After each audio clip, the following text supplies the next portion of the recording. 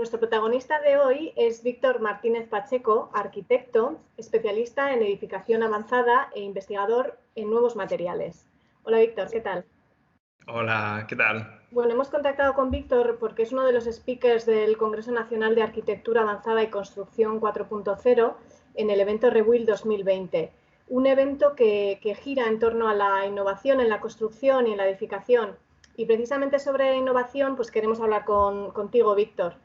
Para empezar un poco una primera pregunta, ¿qué me dirías que supone la innovación en la construcción hoy en día? Bueno, pues la innovación desde mi punto de vista es todo lo que queda por hacer en la edificación. La edificación de hoy en día le queda muchísimo camino por recorrer. No tenemos que olvidar, ¿no? Porque a veces los que estamos dentro del mundo de la edificación pensamos que es el mundo, ¿no? Y hay mundo alrededor nuestro y el resto de industrias han ido aplicando la automatización de procesos,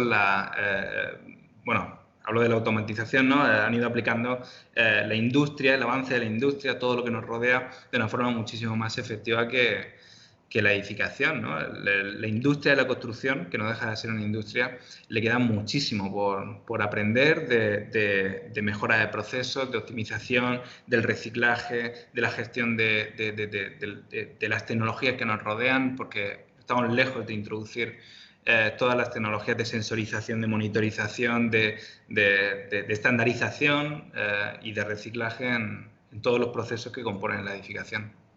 Te iba a preguntar, ¿estamos ante un sector digitalizado o falta camino y formación? Que creo que más o menos ya me has contestado. Falta y bueno, es una buena noticia por una parte, ¿no? Porque sabemos por dónde nos falta, pero no tenemos que olvidar que estamos en una era digitalizada, estamos en una era de digitalización, estamos en un momento en el que no podemos, no por comodidad ni siquiera por sentido común, sino por compromiso social, por compromiso medioambiental, por mejora de los procesos, ¿no? Porque eso parece que cuando hablamos de digitalización hablamos de BIM y es cierto, no podemos seguir haciendo memorias en papel, no podemos seguir haciendo 3D y no saber cuánto es el presupuesto y demás. Es decir, todo eso tiene que estar conectado, pero también tienen que estar optimizados los procesos, tenemos que saber contemplar la seguridad y salud, tenemos que saber contemplar el desgaste de los materiales o el reciclaje de esas piezas que van a componer el edificio, de dónde provienen, cuánta huella de carbono tienen. Todo eso tendría que estar ya igual que estamos viendo que está en la industria de la automoción, igual que está en la industria de la alimentación, textil, todo eso que se está reclamando porque es un imperativo que ocurre y que ocurra ya porque no tenemos tiempo. Todo eso no podemos tener la construcción como si, bueno, ya, pero es que la construcción aquí se han hecho, toda la vida se ha hecho así, ¿no? Pues eso ya tenemos que ser la generación que acabe con él, toda la vida se ha hecho así. Te voy a preguntar sobre un concepto muy concreto que es el Digital Twin. ¿Me puedes explicar qué es? Pues el Digital Twin es, yo creo que el mayor impulsor de todo esto que estoy comentando, ¿no? Es el gemelo digital, vamos a hacer una prueba en seguro, ¿no? Por decirlo de alguna forma. Es digitalizar un proceso, digitalizar una industria, en toda la industria que rodea la construcción está empezando a despuntar en estos últimos años y yo creo que es el mayor protagonista de implementación de BIM, de implementación del conocimiento holístico, ¿no? de todo de conocer nuestra industria, ¿no? Y saber que si tenemos que probar algo, lo probamos en seguro, pero también si tenemos que mejorar algo, sabemos identificar qué. Y eso pasa por la sensorización, por la automatización, por la digitalización y por la mejora de los procesos. También sé que eres especialista, investigador, sobre todo en nuevos materiales. Te quería preguntar por este tema, ¿por dónde van las investigaciones en esta materia y qué nuevos materiales se están investigando? Pues es curioso. Yo digo nuevos materiales, ¿vale? Y la gente dice, pues, grafeno, que sí, átomos de no sé qué cosas. Todo eso está. Y todo eso, de hecho, está porque vemos que en la industria aeronáutica funciona, que en la industria de la automoción funciona, pero lo que está funcionando muchísimo es los nuevos materiales basados en materiales reciclados, basados en materiales naturales. Tengo muchísimos colegas que investigan con residuos de la caña de no sé qué, con la cáscara del otro, con el pelo del coco. Todo ese tipo de cosas son investigaciones que ahora mismo están en marcha y que son las que están funcionando. Por supuesto, la incorporación de grafeno al hormigón, todo eso ligado también a una sensorización, a una mejora y, por supuesto, la incorporación de los RCD, los residuos de demolición de edificios, que son esa grandísima asignatura pendiente que ya hace casi 15 años Zaha Hadid hablaba sobre que los arquitectos estamos haciendo mal las cosas porque no somos capaces de recoger nuestra basura, ¿no? Entonces, los edificios, nos guste o no, mueren. Y eso, pues bueno, lo dice un arquitecto, o sea que tenéis que creerme. Los edificios se mueren, entonces los creamos con fecha de caducidad. No podemos ser tan cortos de miras como para hacer un edificio pensando que va a estar ahí para siempre o que se va a comer el marrón nuestro nieto. Es decir, tenemos que pensar que los edificios hay que desmontarlos, cómo hay que desmontarlos y como cualquier otro elemento de esta industria, de este planeta, hay que reciclarlo. La idea sería recuperar el material de la demolición quizás y volver a cerrar el círculo, ¿no? Así es como se está haciendo ahora. O sea, ahora se está haciendo así la industria del cemento, del hormigón, las principales incorporaciones que se están haciendo al cemento Portland tradicional es la inclusión de RCD, los residuos de demolición, pero repito, eso es un parche, no podemos hacerlo así eternamente. Eso tiene que pasar por una división de los componentes. Pues, por ejemplo, ya empezamos a ver que hay materiales que empiezan a estar clasificados, que si esto es celulosa, pues lo puedes reciclar, le has puesto un tratamiento que ya hace que no sea reciclable, pues bueno, todo ese tipo de cosas, incorporarlo a las necesidades ligado a el cálculo del impacto ambiental, huella de carbono y capacidad de ser reciclado que puede tener un material, repito, como ocurre en todas las industrias del mundo, que parece que nos escandalizamos y fue una revolución el hecho de que no se pudieran, que ya no se regalaran las bolsas de plástico del Mercadona y que luego no solo te cobraran, sino que además fueran biodegradables, ¿no? Pues bueno, pues eso es un ejemplo de cómo a través de una serie de políticas y una serie de decisiones que son gubernamentales, las cosas se acaban implantando sí o sí. Pero nosotros tenemos que ir más allá y adelantarnos a las decisiones políticas, porque nosotros, los actores de la construcción, somos los que tenemos que decidir imponernos, aunque no nos estén obligando. Si nuestro edificio tiene que tener una huella de carbono controlada, tenemos que ser nosotros los que nos preocupemos de que, aunque sea más barato traerlo a no sé cuántos 1000 kilómetros en un barco de carga, que Dios sabrá cuánto consumirá eso, pues tenemos que conseguir materiales locales o materiales reciclados o materiales con una huella ambiental reducida. Al final esto es lo que es la construcción sostenible, ¿no? Si no me equivoco. Claro, pero decía Pachi Mangado, la arquitectura o es social o no es arquitectura. ¿Vale? Yo voy a mutarlo un poco y voy a decir que la arquitectura, si no es sostenible, no es arquitectura.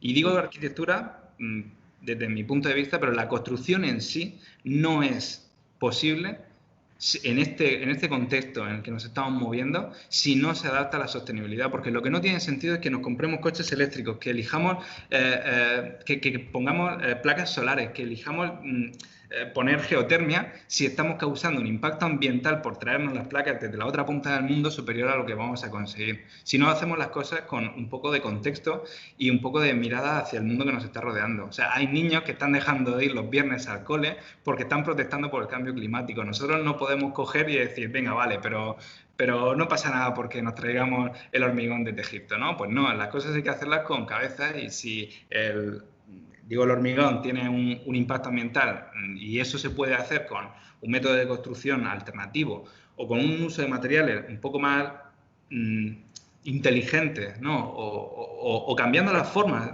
simplemente de proyectar, pues no pasa solamente por no abrir ventanales al sur. Entiendo también que los materiales que estáis investigando van por esta línea. ¿Qué tipo de materiales? Me estás hablando bastante del hormigón, o sea, ¿estáis investigando con materiales que sean al final más limpios, más eficientes? O háblame un poco de este tema.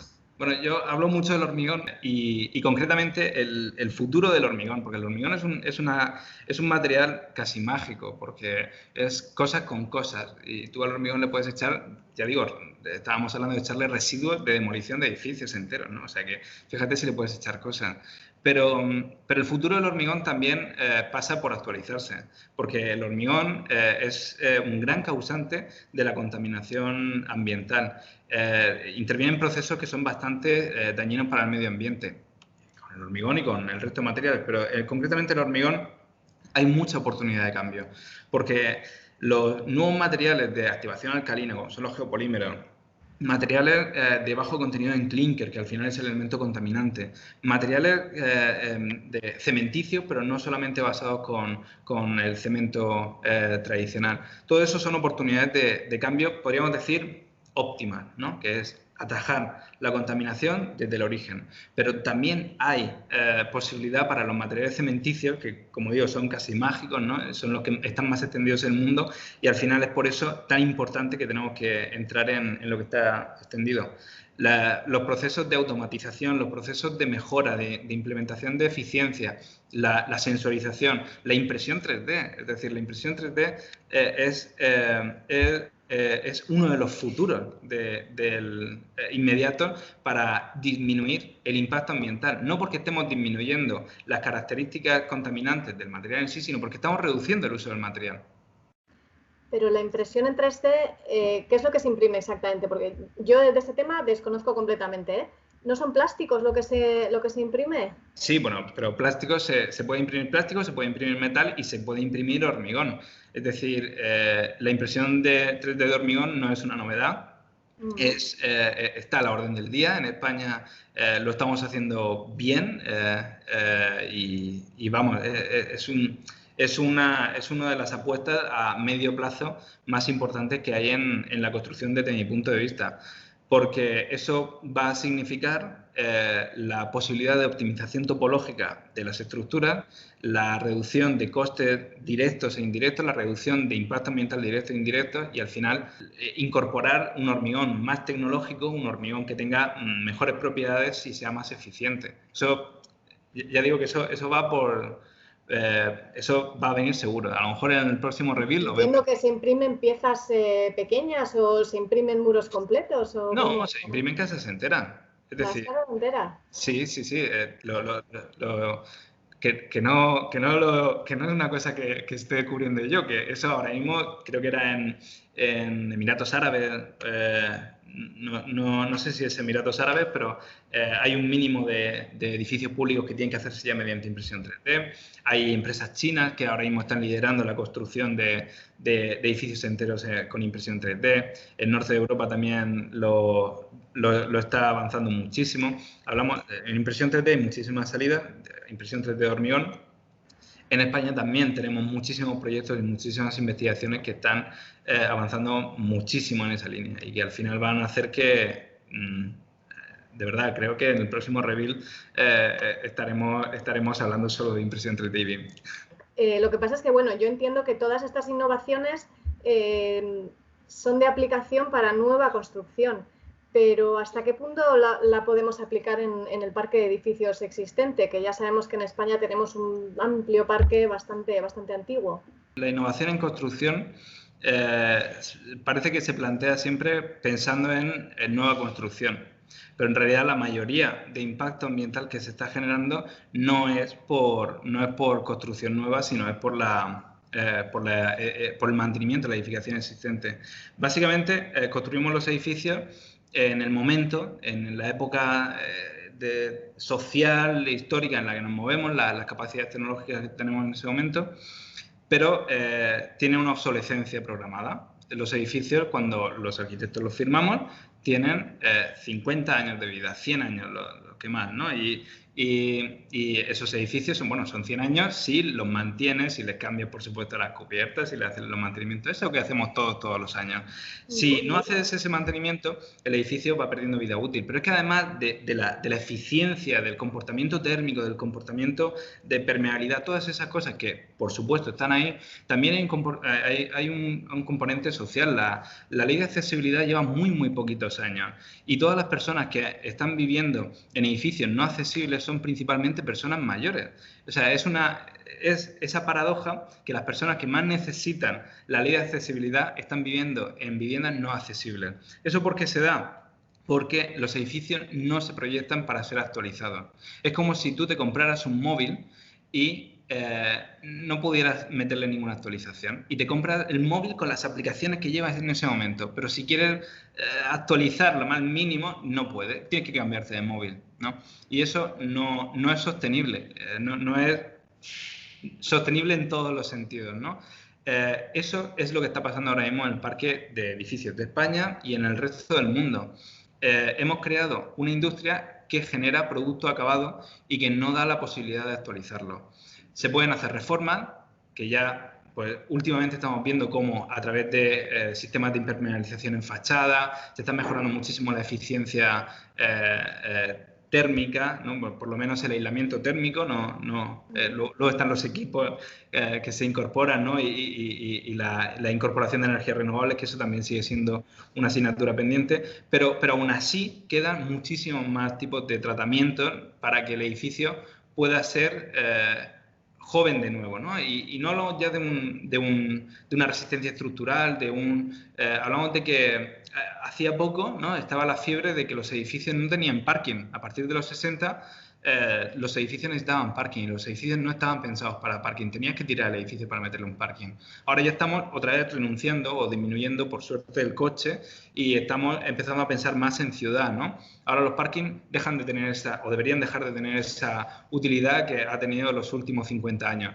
Bueno, pues todo ese tipo de cosas no son flexibles para un edificio. Un edificio es un elemento que hasta ahora se ha estado creando estático y no sé cómo, pero es evidente que tenemos que incorporar esa capacidad de actualización como si fuera cualquier otro elemento de la industria que nos rodea. Al final, joroba comprarse un coche en 2020 y que no poder actualizar el ordenador de a bordo, porque no tiene sentido. Pues bueno, no tiene sentido que nuestro edificio no sea inteligente, que nuestro edificio no tenga una capacidad de actualización y que si mañana quiero incorporar un mayor aislamiento térmico, pues poder, no digo darle al botón, ¿no? Pero sí que tener las facilidades de poder mejorarlo. Y lo más importante, de que cuando el edificio muera, que el edificio tiene que morir, que el edificio no cause un impacto tan grande como él. Es decir, que el edificio podamos coger la parte de cristal y reciclarla, la parte de papel reciclarla, o que simplemente sea biodegradable. Pues Víctor, por último, que me gustaría comentar contigo, porque sé que tenéis una serie de proyectos aplicados a la ayuda humanitaria. Creo que habéis hecho algún proyecto, alguna construcción.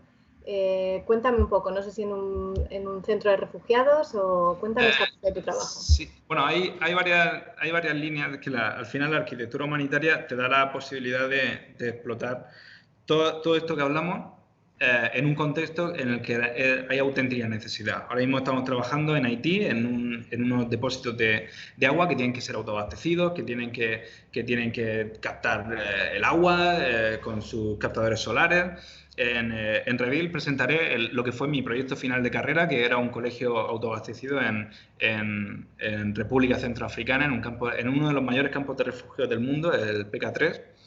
Y al final hablamos del parque actual en España, hablamos de las situaciones en España, pero vamos a hablar de un contexto en el que hay extrema necesidad, en un contexto en el que no hay suministro de agua, en un contexto en el que no hay suministro eléctrico y sin embargo las necesidades son las mismas. Es decir, los niños tienen que ir al colegio y el colegio es un ejemplo bastante significativo porque no hablamos de casas, no hablamos de hospitales, hablamos de colegios, que significa una tan esperada ahora vuelta a la normalidad, ¿no?